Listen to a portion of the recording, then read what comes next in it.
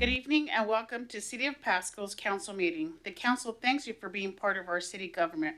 At meetings, the city council takes formal action on items, holds public hearings, and conducts other business of the city. Agenda packets are available on the City of Pasco's website at www.pasco-wa.gov/agenda. This meeting is being televised live on PSC-TV channel 191 on Spectrum Cable in Pasco and Richland, and is streamed on the city's Facebook page, website, YouTube channel, and GoToWebinar. This and previous council meeting video is available on the city's website. Lastly, the public may submit their comments and or questions by contacting the city manager, city clerk, or by using Ask Pasco app. And with that, can we get the roll call, please? Campos. Present. Milne. Present. Roach. Present. Serrano. Here. Torres. Present. Maloney. Present. Barajas. Present. 7 council member present, Mayor Barajas. Thank you. And with that, will everyone please join me for the Pledge of Allegiance? I pledge allegiance to the flag of the United States of America and to the republic for which it stands, one nation, under God, indivisible, with liberty and justice for all.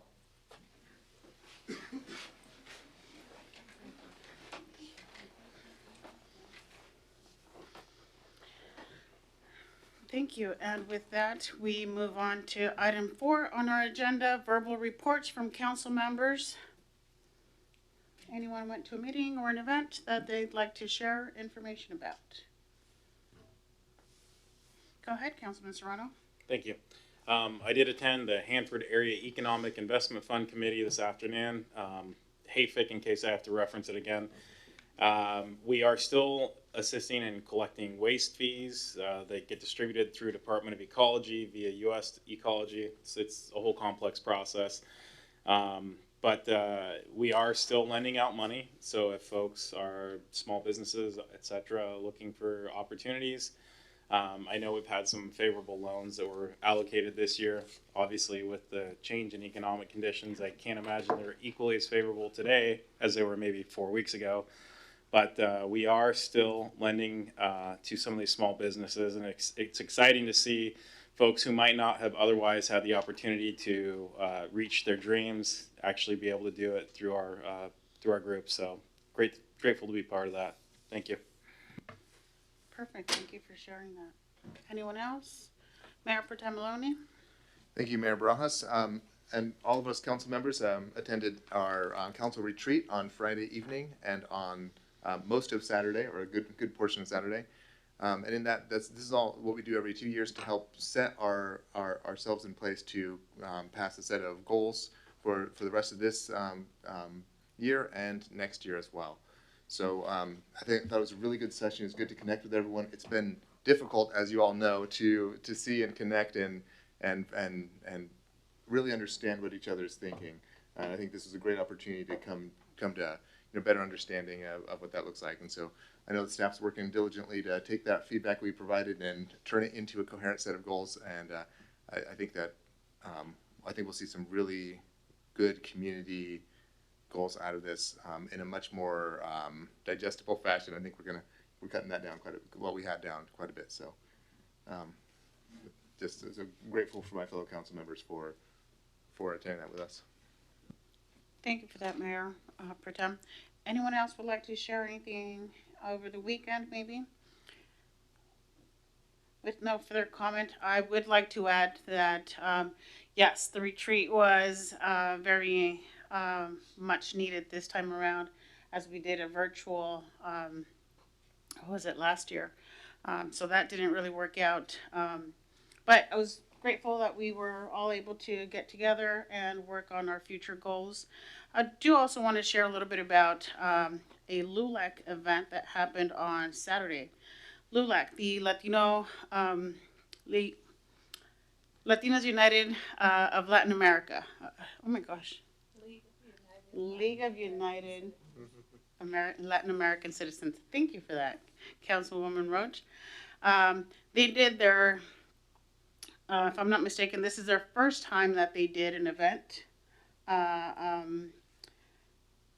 celebrating Latino women in the community. So they selected 7 females throughout the Tri-Cities, and females that stood out for the work that they give back to the community. And we had our Norma Rodriguez, who is to be sworn in here soon, appointed by the governor. So celebrities like her were at this event. So thank you to LULAC for making mention of the strong leaders in our community. And with that, no further comment. One quick thing. Mayor Barajas, were you also recognized at that event? I was recognized at that event. Could you speak a little bit to that? Because I think it'd be shameful for us not to recognize that you indeed were recognized as one of those leading Latinas in our community. Wow, I put on the spot. Yes, so I was nominated by a community member, really, someone that works at the health department, and we've collaborated in many events since COVID happened to our community, collaborating in setting up events, vaccinations, food distribution, and not only that, but somehow it was highlighted, all the volunteer work that I've done throughout some years. But again, it was 7 females in our community that were resilient and pursued, higher education, careers, and just giving back to the community. So yes, I was part of the 7. All right, so with that, we will go on to item 5 on the agenda, items for discussion. We have our first item, Chief Gear. Item A, resolution, Franklin County Comprehensive Emergency Management Plan. Madam Mayor and Council, yes, we have with us today Sean Davis, who's our Director of Franklin County Emergency Management, which is an interlocal agreement between the cities in Franklin County and Franklin County to form our Emergency Management Board. And Director Davis is going to just explain the CEMP County Emergency Comprehensive Emergency Management Plan and the need to reapprove that every 5 years. Madam Mayor, council members, Welcome. department heads, leadership, thank you for your time to discuss this item with you. As Chief Geary had mentioned, we're an interlocal agency that represents the city of Pasco as well as the other cities in the county within Franklin County. This is one of the requirements established by RCW 3852. Every municipality is supposed to and required to have an emergency management plan that kind of coordinates all the first responders as well as all the various public and private entities' response for disasters or major emergencies in our area. The plan is required to be updated every 5 years, and COVID kind of put a damper on that for us, but we managed to struggle through. A lot of the department heads put in some extra time reviewing the plan and giving input on that. So I appreciate everyone's help with that. We were one of the few agencies to continue to be on time during this process, so a number of them have had to ask for extensions. We are towards the end of the process right now. The state has already approved the plan. Cities of Connell, Mesa, and Clotis have also approved the plan, as well as Franklin County. So I know you guys have been extremely busy, and we got this on the agenda, so I appreciate you taking the time to review the plan. I'm sure that helped out a lot of sleepless nights for you guys since it was a 400 and some page document. So I'm asking for your approval at your next board meeting to pass a resolution adopting the plan and meeting that requirement from the state.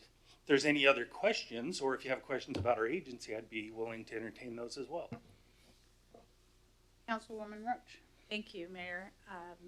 Mr. Davis, we only met via phone call early, maybe April 2020, because I read this document then, looking for what the management plan was in case of a pandemic, and there wasn't much listed there.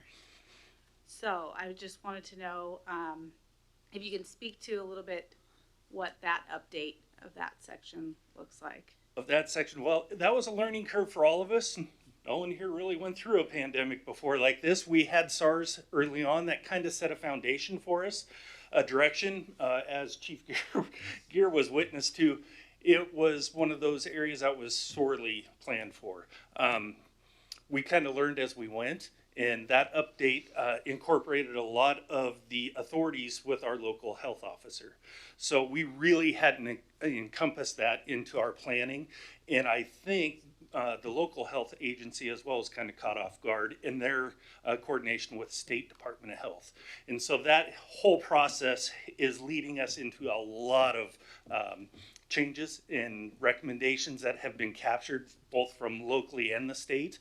Unfortunately, this was right in that wheelhouse where we didn't capture a lot of it, but we're perpetually updating this plan, and we will try to continue to update this during that 5-year cycle. And if you notice there's a record of changes, we do that as soon as we have updated information, and we will incorporate the new revisions as approved by Dr. Emu with Ben Franklin Health and the local health board. Thank you so much for that. Mayor Pro Tem Maloney, go ahead.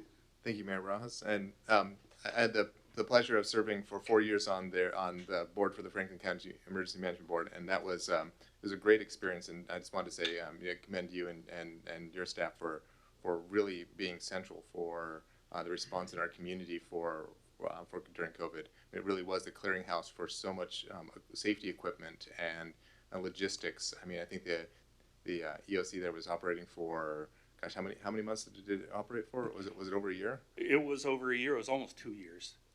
Yes, sir. So when we're looking at, what sort of service do we have in this community for helping us, even if it's not well documented, because lessons learned, right? Mm-hmm. It was really amazing to be able to see that from a board perspective and get a little more into the details as to all the work that your organization did. So, anyways, I just wanted to commend you for that. And we had lots of obligations on my plate, and so unfortunately I had to drop that this year. But I know we're being well served by our representative, and thank you for all the work you're doing on that. Thank you.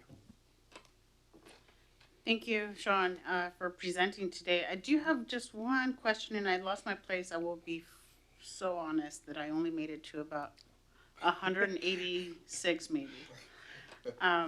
There was levels around page 180. There was level 1, 2, and 3, and highlighted in colors yellow, green, red. Could you explain a little bit about those levels? Yes, those are evacuation levels. And so throughout the state, especially on the upper north area of the state, there has been year after year evacuation orders due to wildfire. Across the state, there were some had 4 levels, some had 3, some went in reverse order. And so there was a concerted effort across emergency management and just in the state to follow the fire evacuation levels as the standard. And so that's what those are. It's pretty much get ready, set, go is the gist of them. Okay, so I'm looking to be precise, Incident Command System, page 185. Okay. and so it has the red, green, and yellow Yeah, there? green starts level 3, monitoring activation, and level 2 is the yellow partial activation. Okay. And then it goes to level 1, red, full Gotcha. activation. So that's the other, we put that in concert with the evacuation levels as well, so they kind of mirror. It's the same thing for the activation of what we call our Emergency Operations Center or Emergency Coordination Center. That's down at the, used to be the Fire Admin temporarily, now it's the Fire Training Center. And that's if there's a big disaster or emergency where we'll go. And those are the levels. The more severe the incident, the more people will have a full activation level. We'll have elected officials, either the mayor, city manager, or the county commissioners, health officer, law enforcement, public works. That's a full activation. And so, yeah, it goes up into special levels. Sometimes we're just asked for support up on the north part of Franklin County. They had a fire and there's really poor cell coverage up there. I believe it was the incident commander was going up on a hill trying to get a signal in saying, I need this stuff and this stuff and this stuff. And one of the things was to get a state mobilization declaration done. So they sent me the information, we sent that off to the state EOC and got it going that way. For that type of emergency, it was really only a couple staff members. So that allows us to gear it up in phases. Perfect, thank you for that. Just needed a little further explanation. Sorry, I kind of blindsided you. Yep, no, sorry, I didn't pick up on exactly where you're at. Thank you for that. Any further questions? There's no further questions. All right, thank you. And with that, we move on to item 5B, the Biennium Financial Update and Public Dashboard from Director Sigdell. Evening, Madam Mayor and Council. What is within your staff package is a lengthy quarterly financial report, which gives you a year in review for year 2021. And overall, it was a lot better than we expected. And as Council remembers, and we've talked about it during our biennium adjustment as well, when we were preparing this biennium's budget, we were right in the middle of the pandemic. So we were really not sure what the economic impacts of that pandemic was going to be. And frankly, I used to think of myself as somewhat of a financial expert, but the pandemic has definitely dinged my confidence a little bit in terms of how people behave, but also it is really a testament to the attractiveness of this city and the economic health of the community that we're still doing. We did really well, much better than what we had anticipated. You will see that reflected in your permits, almost 100% increase from 2020 to 2021, up to $576 million in new permit value. So that is incredible. And I was just speaking with Director White before the meeting started, and he mentioned how 2020, which was at 285 million, was a record year as well. And we are looking at, depending on timing of some of the some of the bigger industrial and commercial properties and construction, we might be beating or at least meeting that permit valuation for 2022. And it also shows why the staff is so busy as well. A lot of work going on. You will also see some good numbers in terms of your sales taxes as well.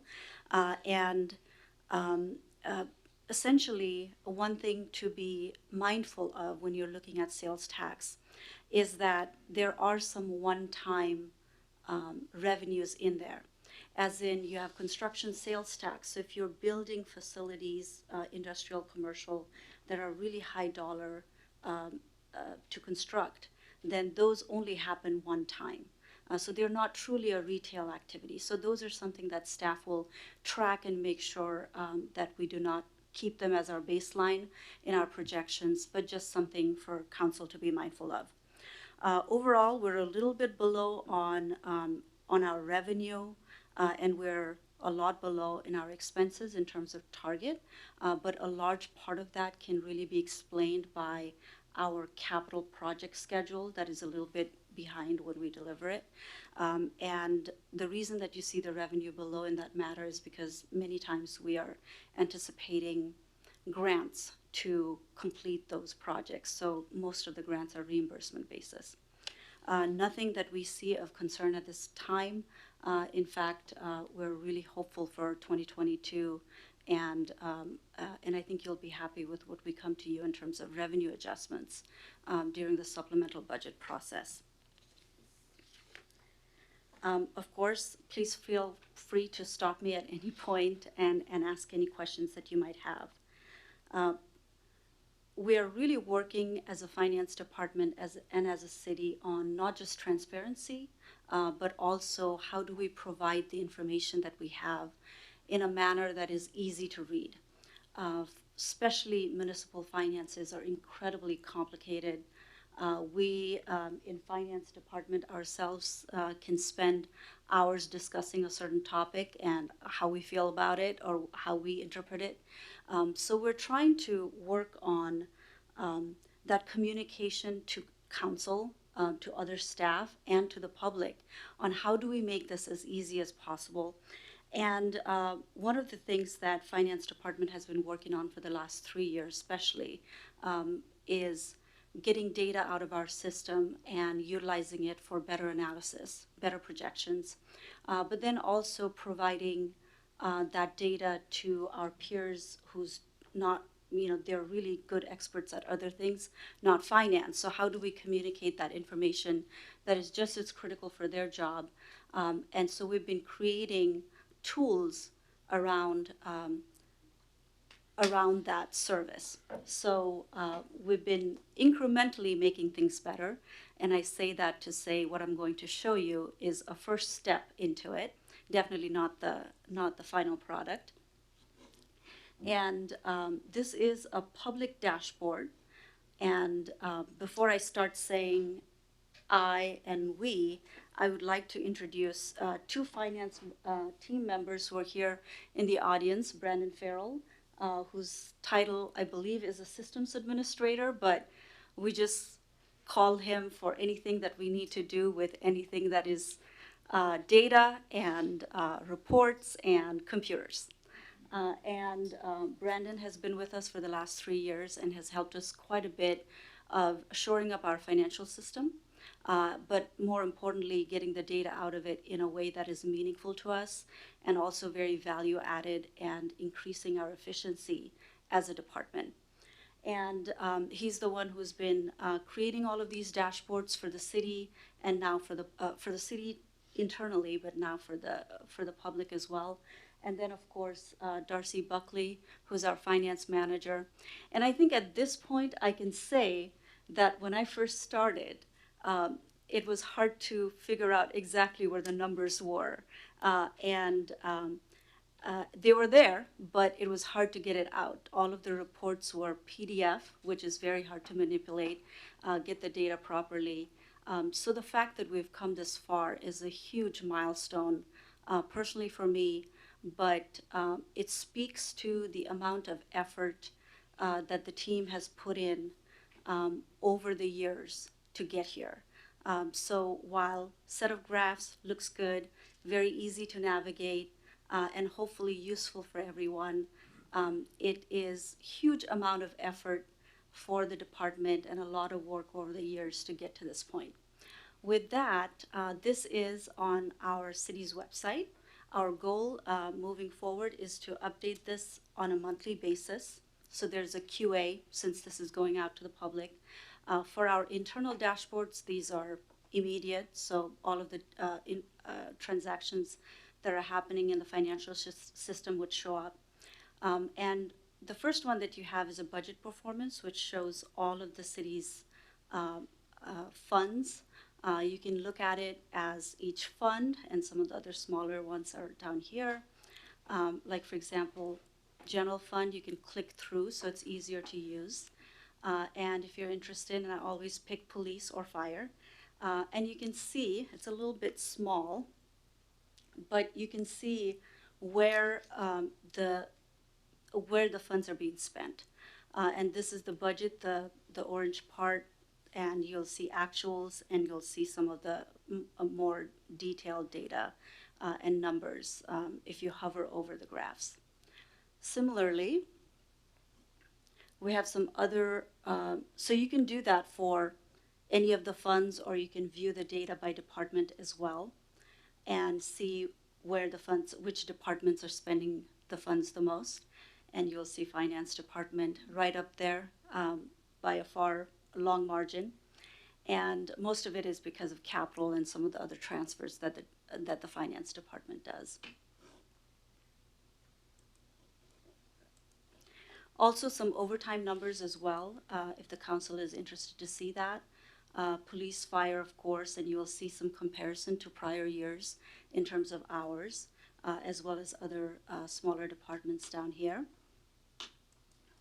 And then sales tax. We've never really looked at sales tax in this manner, but what we just discussed, you will see the trend of sales tax and this big jump in 2021. And you can also see the sales tax via different categories. So you'll see where they're mostly coming from. And when I speak of construction, this is the category that I speak of, construction sales tax, that if you have a certain amount of permits and residential households that are being constructed, those are, you expect them to be more routine.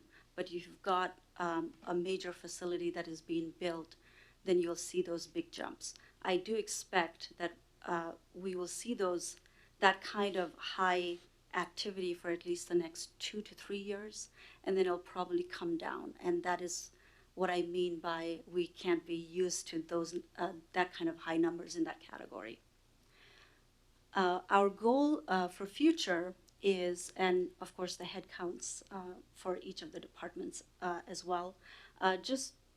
You can't really click into this. This is just a standalone data, but we would appreciate any feedback that council has and any improvements to the current set of data or any new ones that you would like to see.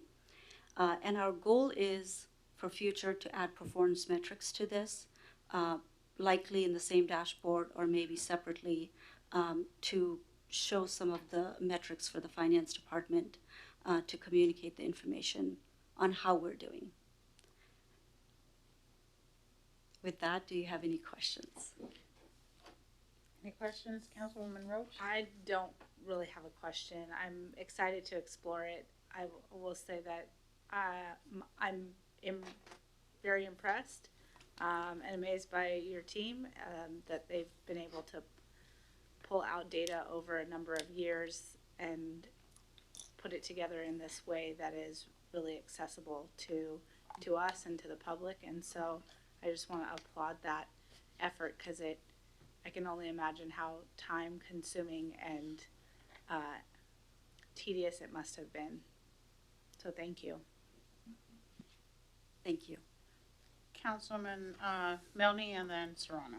Yeah, I also wanted to echo Councilwoman Roach's comments. And I did want to say that, and I'm not trying to build you up, but I actually thought this was one of the best reads I've actually had in a while. It was very informative, but it also had like the charts, the graphs. It was, actually I thought it was a really fun read. I actually really, after reading this, I thought, wow, this is like a lot of fun. Where some of the other stuff is more mundane. So whoever wrote this did a phenomenal job. And again, I just wanted to thank your team for making it kind of a little exciting, but and again, it was very good. So thank you. Thank you. It was a team effort. So to Mr. Milne's point, I didn't see a link to this report on that. Is it a separate link, like under one of the other tabs, or have you thought about linking it? I mean, I think this really, to his point, I mean, honestly, I'm not a chart or graph guy. I'm a reader, right? It's just what I do, and it makes more sense to me. The way this is put together is phenomenal because of the pictures, the progress it shows, the words, and then the charts for those people who learn differently. I think, you know, this would be a great addition to that page, just to have a link to it and say, hey, over the last quarter, or if we want to do the annual or biennial report. Yeah. I mean, again, to his point, phenomenal, well done. Obviously, those are great. I don't know that I'll ever fully understand them, and don't take offense to that, Brandon. It's just not me. But this complete package is awesome. Thank you. Thank you. We will definitely add the link to all of our quarterly and monthly reports to this graph. Excellent. Thank you. Perfect. Thank you. Deputy Mayor? Thank you, Mayor Barajas. Ms. Sigdell, I won't belabor the point. Again, very excellent job in transparency. It's one of the things that our public demands, and this is an area where they care where their tax dollars are going, and this gives an ability to scrutinize and be able to hold us accountable for that. The one thing I would mention is there might be some value in definitions. Yes. Page, so to help people understand what it means. Like, for example, when you go into the police department budget, or say the expenses, and you click on the patrol long bar there, you've got the target, you've got the expenses, and then you've got the overall budget. Yeah. And what do those mean, and how do they fit together, and what will be updated as you see the year go along and such? I think people understanding that better would be valuable. So if you were to just putting you on the spot for those three items there, how would you define each of those for the viewing public? So we just the way that the tool works, target is is essentially how many days has passed. So we take that percentage and look at the budget. So it's very linear in nature. And it fits because we don't budget for month to month. We budget kind of a biennial approach. Your budget is what has been adopted by council, and it does at times include supplemental budget that has come through and passed. And then the lower graph or the smaller graph within the bigger graph would be your the actual transactions.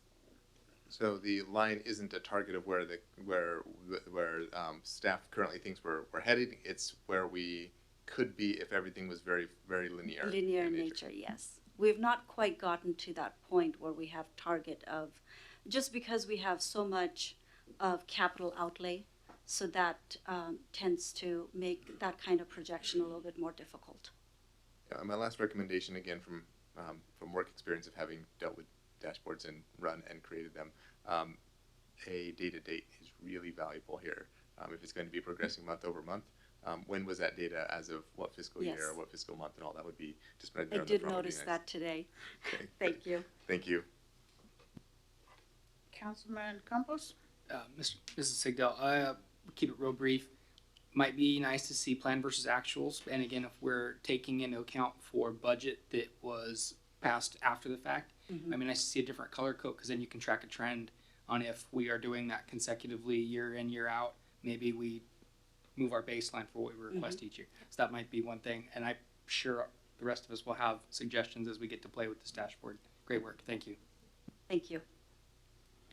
Well, Director Sigdell, overall, it's great information to share with our community. Again, highlighting that we are trying to show transparency to our community. Great effort to the team, everyone involved. Excellent work. Thank you. Thank you.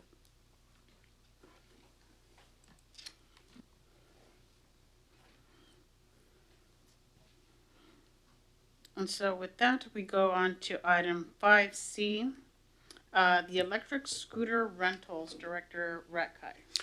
Yes, good evening, everyone, members of council. Just looking for just some general direction, just kind of share some stuff that's come across our desk here in Administrative Community Services, Parks and Recreation, as well as some regional discussion we've been having with our partner cities here and Visit Tri-Cities as well. As you're aware, you've probably been to some larger cities around Washington. There's app-controlled scooter share programs. You see them as Lime scooters or Bird scooters. The RCWs do allow for regulation of motorized foot scooters. It allows for sharing programs as well that would be available to the public. Really what the cities can do in this regard is be able to charge fees and taxes. This is a very 30,000 foot report this evening. Require sidewalk passage, so allow them on the sidewalk through regulation, and then also adopt and assess moving violations and parking violations for this use as well. The industries typically, scooters for hire. They bring a bank of scooters to a community. They're insured. They have their own apps and their own way of controlling it. Each scooter can be tracked with a unique ID. They could also be governed through a GPS system to limit their use in certain areas, whether it's regional trails, also governed for speed as well in that. So some of the other Washington cities that have allowed this is Spokane, Tacoma, Everett, Redmond, Bothell, and Seattle. Just over a year ago, I think Yakima tried a pilot program. I was unable to get information if that's continuing or not. And some of the issues that we've seen all around the state and around the country is obviously storage issues. You can certainly see some ADA compliance issues on the left-hand picture, as well as just a collection and bank of scooters in the downtown. These are unknown locations, so I cannot talk about the source, or I cannot even have that. Some cities have addressed some downtown issues with bulb outs and ways to park a scooter to ensure that there's sidewalk passage and ways to kind of coexist with the scooter rental programs. And some of the regional reception, Tri-City River Shore Enhancement Council, we've been working with Visit Tri-Cities. Lime and Bird scooters have approached Visit Tri-Cities to see is there a tourism aspect and a tourism element to this. When I spoke to my counterpart in Kennewick, They were kind of mixed views between their Parks Advisory Board and their council, so they weren't really, at this time, moving forward with anything right now, sort of undecided. Richland, I think, had mixed boards as well, but they were talking about instituting a pilot program, maybe around Howard Amon Park.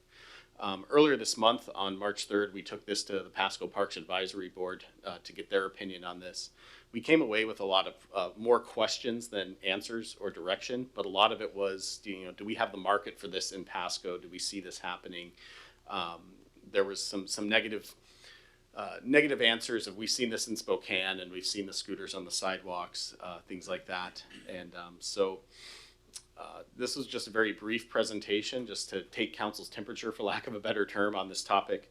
And really, we're just looking for staff's looking for general direction to help guide us in the contribution of the regional discussion at this point. So I can answer to the best of my ability. I'm by no means an expert in this, but certainly take notes as far as thoughts and feelings and questions of council.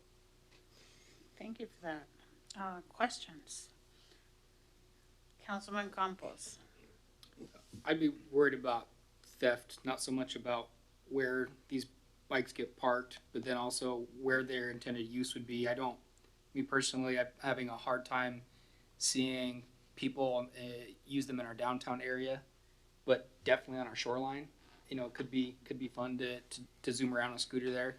I think I'll leave that as my only comments, but I'm not opposed to it. Councilwoman Roach, and then Councilman Serrano. Councilmember Strong, you had your mic on before me. Do you want to go? Either way. Go ahead. So, handful of comments and questions. I think first, this would be for Mr. Briggs. My concern here might be the condition of some of our sidewalks. I know there are a handful of regulations with, like for example, on Sandifer, we have the roots that are coming up and the sidewalks with the gaps. Just some general liability for walkers, pedestrians, etc. Obviously, this adds an entire element. If these folks are on sidewalks, I think the intent is naturally for them to be on the road, if that's what I recall.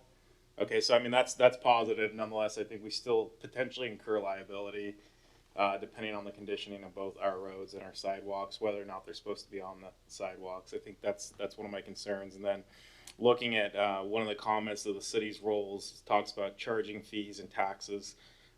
Zach, were you able to pull any data on what the actual net of any of these cities were from year to year, or the pilot program? I know you mentioned Yakima you didn't have, but I did not pull numbers as far as what they, complaints or revenues or taxation or anything, but I can certainly pull that and bring it back to council for consideration. Okay, I appreciate that, because I think just observationally from some of these cities listed, as well as other, like in California and San Diego, they've got programs like this. Notably, these scooters are strewn about, generally not replaced where they're supposed to be, and while they serve a purpose of transportation, much quicker than walking and much easier on the legs, I would say that there is concern, again, especially if we could incur liability with condition of roads or sidewalks. We really need to sit there and think about, what is our role and what's the, I guess, risk reward. That's where I sit on this. I think it's got its purpose, but if we're risking a lot, I don't think it's worth it. Thank you. I've really enjoyed using these, but you mentioned something about the GPS. They have like a navigation system within them, and so the user of the scooter, so this has happened to me, there's not like a map on this scooter that lets you know you're about to hit a boundary of its own GPS. And so essentially, the way I learned that I hit the boundary was that it came to a halt and I went down. So, and I didn't have I was, tourist in San Diego and didn't bring my helmet with me. Even though they're required there, it does say, as part of the waiver on your phone when you agree to the app, that you will wear a helmet. I guess I shouldn't be admitting that out loud, but I am. I don't travel with a helmet, so.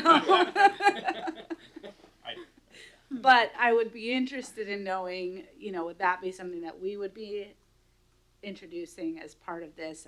I think that there is an element of you know, kind of older parts of the city, or, you know, where you have tree roots up on the sidewalk, or that GPS where you would possibly encounter some accidents with these, even while they are fun and great in touristy kind of areas. So those are just my comments. Thank you. Councilwoman Torres? Yeah, I'm also on along the lines with Councilmember Campos. It'd be nice to see a pilot like just in the park area, not so much the downtown. And I also had a concern, but Serrano, Councilmember Serrano already asked about the sidewalks. That was also a concern for me. Mayor Pro Tem Maloney? Yes, thank you, Director Hacker, for bringing this up. I know we visited this in much more detail, probably a couple years ago now. So, yeah. Yeah, I would echo my fellow council member that I think Councilmember Campos's idea of if we're going to do a trial program, I'd welcome that if it was limited to maybe the riverfront park. It's the longest contiguous stretch, and it matches most with the sort of idea of tourism and interlocal connectivity. I mean, you could do a loop along the river in kind of like Richland and Pasco, and so maybe that would be the right place for to consider it to start with. And my other suggestion would be perhaps maybe we can ping the downtown master plan contractor and see, you know, is there any value in our downtown? Our downtown is not difficult to walk from one side to the other. Mm-hmm. So I'm not sure that we need assistance for the general population. And so I'm not sure if it would provide a lot of value for the amount of potential issues it could cause down there already. So I'd be amenable to a trial program along the park, especially if the Kennewick and Richland are interested in collaborating on that, and so we can have people doing a full loop across the Tri-Cities. If it's just us on an island, again, I'm just not sure I see a lot of value in it. Thank you. Okay, thank you. Thank you. Well, go ahead, Councilman Milne. Thanks. As you know, I live down by Chihuahua Park, and there is signs that say no motorized vehicles on the pathways. Would this be something that we'd have to change the ordinance on that, or? Yeah, we would have to look at our motorized vehicle, you know, pathway usage. I know that we looked at it a number of years ago at council through, well, Chief Roski's virtual, but, you know, PD had brought that up. So we would, you know, as a next step, we would have to see where these would even be allowed, if they'd be allowed on the trail, if there's speed limits, things that would need to be governed as well. So that would be the next step to look at. Okay, would that open up anything else as far as like, you know, obviously you can't have ATVs or any other devices. Would it be open it up to like private people being able to have their own motorized scooters, or would it be just this particular outfit that was allowed to be on the pathways? Most likely, I think it would open it up. I don't know if we could regulate a certain type of a business model versus private ownership, but that would be more of a lawyer. I was curious because it's nice when you're walking your dog, you don't have to worry about Sure. some guy come flying up behind you and scaring your dogs, and then your dog starts taking off. So, yeah, just kind of curious on that. Okay, thank you. Thank you. Another question from Councilman Campos. Councilman Milne brings up a good point. You know, foot traffic, they don't seem to adhere to the bike lane. Cyclists don't seem to adhere or recognize the pedestrian lane. So, yeah, I don't know. It just kind of raises a red flag. I'm like, what's going on? Because you're right. You know, I've had instances where I'm walking my dog, same thing, and someone buzzes by me by, 25 miles an hour in one of those nice big mountain bikes. So, yeah, that could be interesting now that I think about it. You bring up a good point. Thank you for that. I think reading this, it took me back to the first time that it was brought forward, and it raised more questions. Back then it was questions regarding cost and the GPS and, where or location. So, and I kind of go back to that location. Well, we discussed, certain areas, but maintenance, who's in charge of the maintenance of these, damage to the scooters, loss. You had a list of cities here, and obviously they're all over Seattle. I appreciate that the list includes big cities, small cities, and cities even smaller than Pasco that have implemented some type of program with the scooters. So I think it goes back to regulations. Obviously, we're going to have to fix some RCWs to accommodate safety, regulate speed, you know, I'm not opposed to having some type of trial in like the waterfront, or maybe revisit this when we have a more developed downtown area, or you know, more shops, or Osprey Point even. But it did bring up a lot of questions regarding safety. For one, you know, we have people flying around with no helmets. Is the city going to be liable for providing helmets? You know, obviously they're going to sign some type of waiver, but it just brings up the questions: location, maintenance, cost, more than anything, and the implementation of regulations. Okay, thank you. Any further questions or comments? Does that help? Yes, we'll take this list and refine it. We'll talk to our partners in the region and come back to council at a future meeting. Perfect. Thank you. Thank you. Okay, so we move on to item 5D, City View Cemetery Update. Director Ratkai, would you like to say some words? Yeah, just introducing Dan Doda, our facilities manager, to give an update on the cemetery. So pretty simple there. Thank you. Dan will take it away. Thank you. I did that last week. Excuse me. Good evening, Madam Mayor, council members. Thank you. I appreciate you giving me the opportunity to give you an update on the cemetery. It's been a while, and I know not everybody gets out there, but for people that have not been out there, we've been in charge of the cemetery since 1922. We have about, everyone always asks me, how many graves are out there? And we have about 13,000 graves. We have plenty of time to expand. But we are getting more and more business every day. And people are coming out there, and a lot of it comes to do to the service we provide. And that's what we're here for, is we're actually here to help the community do that last little bit of, for the family. So, Cheryl Morgan, she's our face. She's the one that everyone comes and talks to. She's a great lady. She's been here for about 7 years now. She's our customer service rep. She helps with designing the headstones. She sets up the contracts, and she works with the funeral homes because there's a lot of coordination that needs to be done. So she's the one that sits in there, and she does a fantastic job. And we get a lot of compliments on how well she does. Now, the other person we've got here is Walter. Walter's done a fantastic job. He's been out there this last year, but he goes actually out into the field and he shows the people. And a lot of family members, you just don't say, okay, here's your grave. Let's go from there. What they actually do is they want to actually walk out there and see it. They want to see, where's that tree? Do they have family members out there? They want to see all of that. So we take the time to actually walk them out there and show them where they can actually be. Some of the improvements, what we've been doing to try to make it a little bit better, is we really focused the last couple of years on ADA issues. Because we know most people that are coming out there, they're older. And so when we used to have them go out to the graveside, the ground's not level. And so what we did is we built this gazebo here, put the concrete in, and so now we hold their services actually up there. And so what it does is it allows the family members who can't go to the graveside to actually be part of it now. We still allow people to go out to the graveside, but what we're doing is trying to provide that ADA service. We not only did that here, but we also went throughout the cemetery and picked up the sidewalks that were really narrow, the older ones, and we've widened those and fixed those and replaced them as well. Here's some other improvements, what we've done. We've put in the Veterans Memorial this last year. We've got a meditation gardens out there. What we try to do is do something new every year. Just try to keep everyone's attention, but also to show people that we care, and it's not just a dying facility. Now, as I mentioned before, Cheryl helps folks with the monuments and the memorials.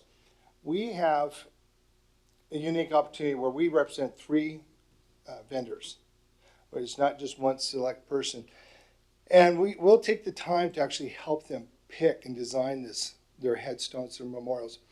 The one on the left there, the mother, the girl, she passed away unexpectedly, very young.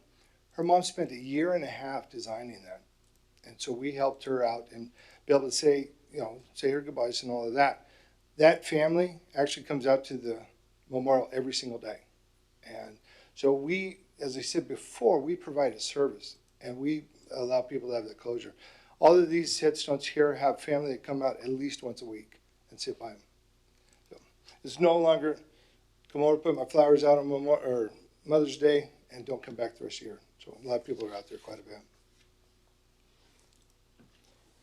We also provide a service by allowing different heritage, different types of things. As you can see, we've got bagpipes, the mariachi bands. We've got the horse-drawn hearse. What we're trying to do is be that gap to fill and allow people to actually show who they are and make what makes this community. That's what we do. We're pretty proud of them.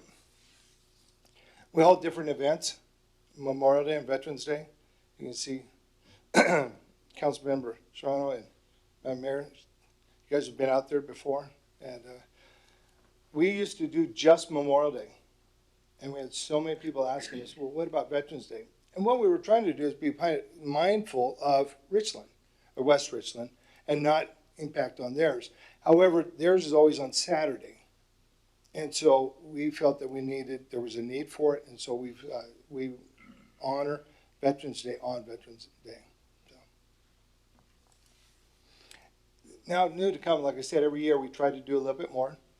This year we're actually putting in a Canine Memorial, and we're going to put together a pet cemetery.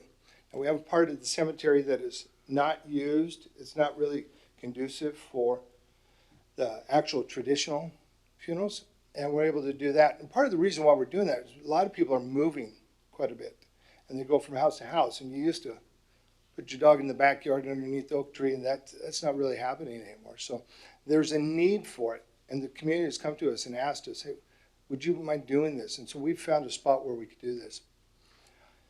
And another one we're really seeing a lot of need for and request is to do something a little bit more with Day of the Dead, to actually help the Hispanic with one of their traditions. So that's last year we had 3 mariachi bands out there actually doing a dueling concession there. It was pretty neat to see it. So what we've said we would do is we'd start coming up with something to actually meet that need and help. So. And that's pretty much what we're doing out there. We try to fill that need. We appreciate your support. We've appreciated all you coming out and actually participating in the events. So if you have any questions, I'd be glad to answer. Thank you for your presentation. It was very fun coming out on Memorial Day when we came out for the inauguration of the Veterans Memorial. Beautiful. Any questions or comments from our council? And we have Councilman Serrano and then Councilwoman Roach. Was that accurate? Was it? I actually didn't see this time, so. I don't. Okay, you're being polite. Go ahead. I'll just say that I get out there a couple times a year for the couple family members that are buried out there, and the timing of this is really kind of uncanny because tomorrow is my brother-in-law's birthday, and his headstone is out there, and we have a picture just kind of like the angel. We don't have an angel, but his picture is on there, and so it's just really special to take our kids out there, and we, just always admire how well it's kept, how the grounds are kept. Love all the old trees, and so it's just kind of, to me personally, really a great place. I think it's really important to honor the dead and past community members, and so I enjoy going to the city cemetery as much as there's a lot of sentiments there as well with that trip. So thanks for keeping it looking so great, and I love learning about how you guys work with families on the tombstones. So thanks. Thank you, and thanks for your comments. I will say this, those 2 days are some of my favorite days to be a city councilman. What you all do there and the reception I've seen of the public, their gratitude, especially to service members or people who have lost family members in the service, has been phenomenal. And that's thanks to you, Dan, Zach, and your staff. So thank you very much to that. I always look forward, as cold as it was last November, that was cold. It was still an awesome time. So again, really props to you. Quite frankly, you do such a stand-up job that I don't, at 100 years as a council, we may want to consider a proclamation to just recognize that staff. I mean, those people really are some of the ones, not to say that our other staff doesn't have their hearts on the sleeves, but again, seriously, I've seen the interactions at one of the most difficult times in someone's life, and the way you all handle it with kindness and professionalism, and the way you maintain that facility. I'm proud to be a member of the city council and to have that be one of the representations of our city. So thank you. Thank you. Thank you. Any further comments? Thank you again, Dan, Zach. Excellent. We do have a beautiful cemetery. And your last comment there, incorporating Day of the Dead. It's a huge festivity for, I would say Mexican Americans, but I think at this point it's all Latin Americans. Thank you for that.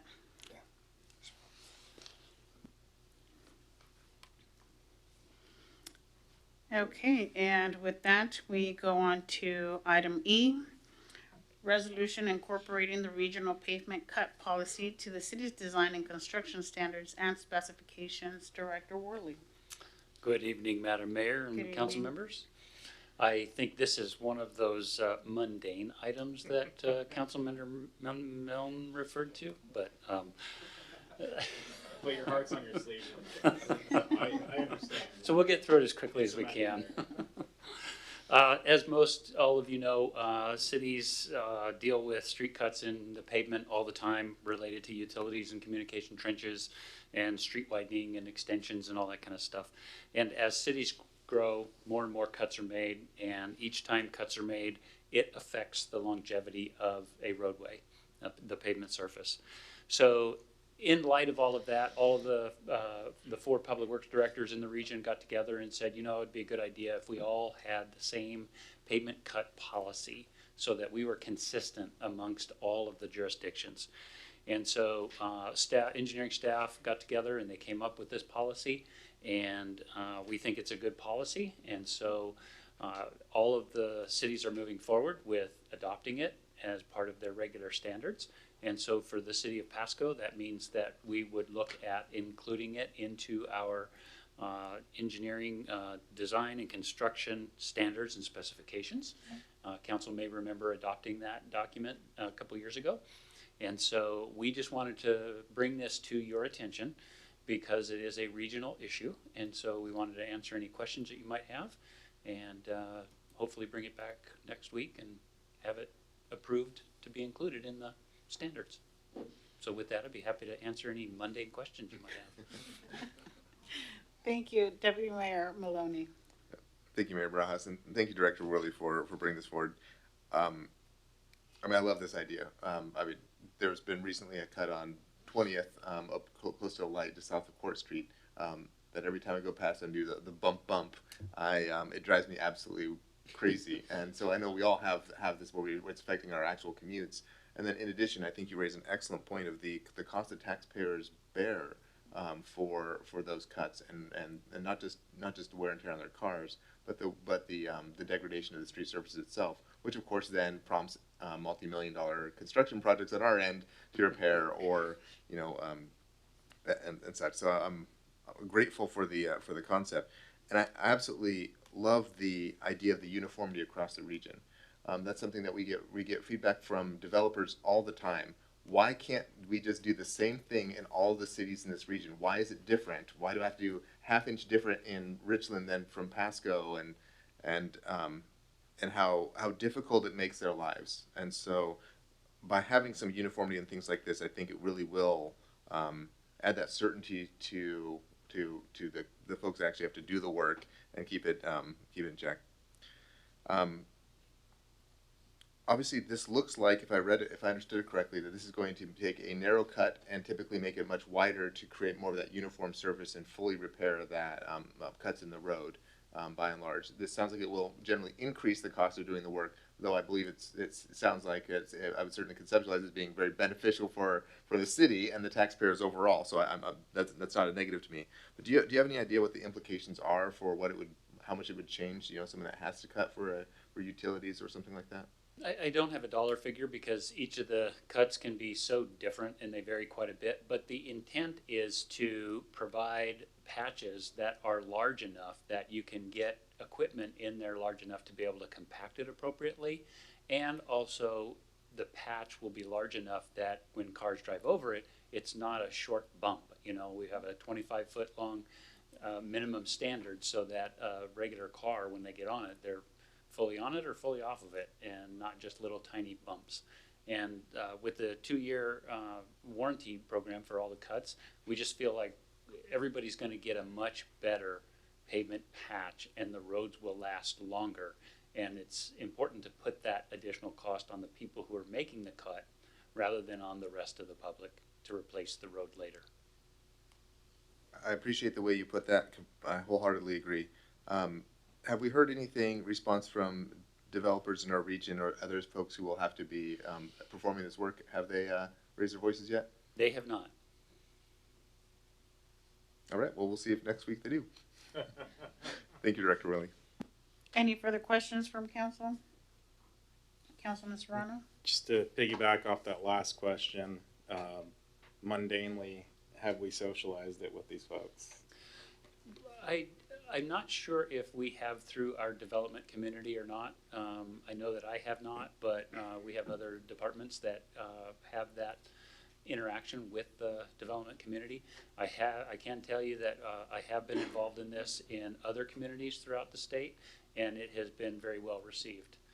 And most of the people doing the cuts understand that it is not the city's responsibility to clean up after the cuts that are made by them. No, so it's an easy sell. Absolutely with you, and to the extent that has already been addressed, you know, this will benefit the public and, you know, wear and tear on our vehicles, streets, etc. So I appreciate this.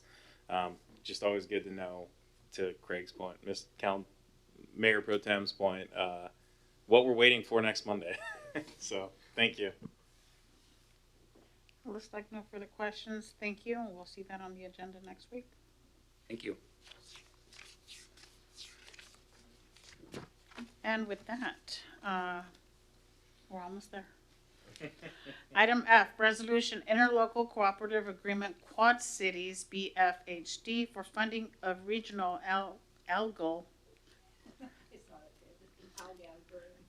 bloom screening lab service. I put my note right on the word so I couldn't figure out what it was. Algal bloom screening lab services. Director Worley. Thank you, Madam Mayor and Council. And that was a very good pronunciation of that. You did it correctly. That was great. Council members may remember last year we had an outbreak of algae in the Columbia River, and it was a little bit concerning. And none of that impacted any of the cities in terms of their water treatment from the river, so that's a good thing.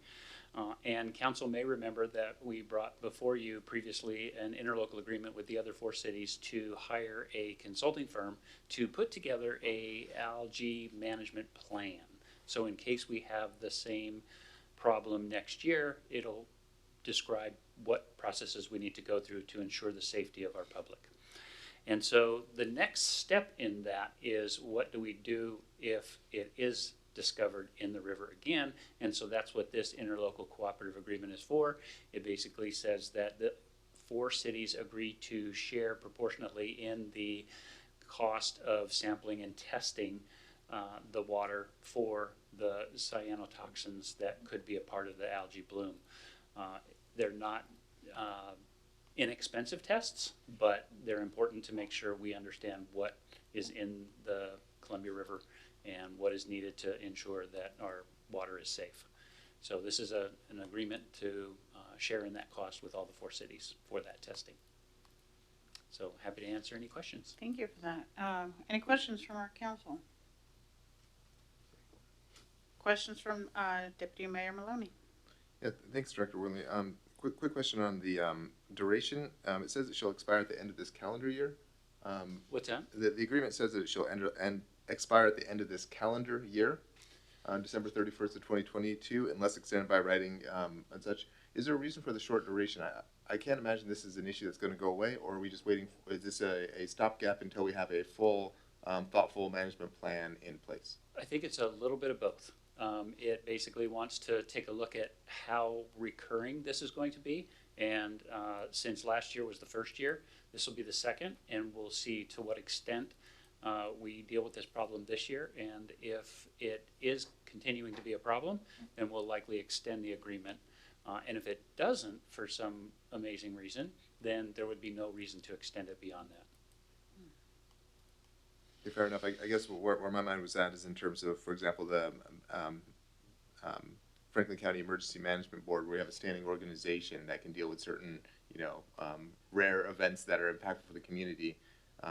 I'd be interested if this can fit into a scope of an existing organization or entity that perhaps that already exists between these, in case, obviously we don't want to maintain funding something that we're not using and don't need. We don't want to have another persistent thing that just exists separate from everything else. But if there's any way we can roll it into maybe a scope of an existing agency and existing organization, I'd be very interested in that. So no need for a response right now, but just as we're thinking through this year, this may pop up every 5 years, and then we don't want to do this again every 5 years if it can exist in an organization that can manage it only when necessary. So just a thought for you. Thank you. Good comment. We'll take that into advisement. Thank you. Any further questions or comments? Looks like there's none. I guess we'll see that on the agenda next week. All right, thank you. Thank you. Okay, so we are on to item 6, miscellaneous council discussion. City Manager Dave Zabel. I had nothing further this evening. We had a lot of time together on Saturday and Friday. So. Thank you for that. We do, however. Oh, go ahead. At the meeting I attended earlier today, I was speaking with Colin Hastings, director of the Pasco Chamber. He mentioned, and I did read to confirm, not that I didn't believe him, this April marks the 110th anniversary of the Pasco Chamber, and I thought it'd be great to find a way to recognize them for the great work they do in the community. I don't know that we would be apt to doing a resolution in support or in gratitude of that 110-year celebration, but again, he mentioned it was mid-April. So if council's amenable, I certainly think that's something that we ought to bring to the forefront, and some type of resolution recognition. I suspect if we give him advance notice, he'd be here to accept such a thing, but I won't put words in his mouth. We'll just write them for him. So I just want to throw that out there, so thank you. Any discussion from our council? Comments? Looks like a thumbs up. Thanks. Thank you. Item 7, no further questions? No. Item 7, we do have need for executive session to discuss consideration of site selection or acquisition of real estate purchase or lease if likelihood that disclosure would increase price per RCW 42.30.1101B. We will be joined by city managers, deputy city manager, city attorney, ANCS director, and council, and we will be meeting for about 15 minutes. And so we will be in session until 8:25.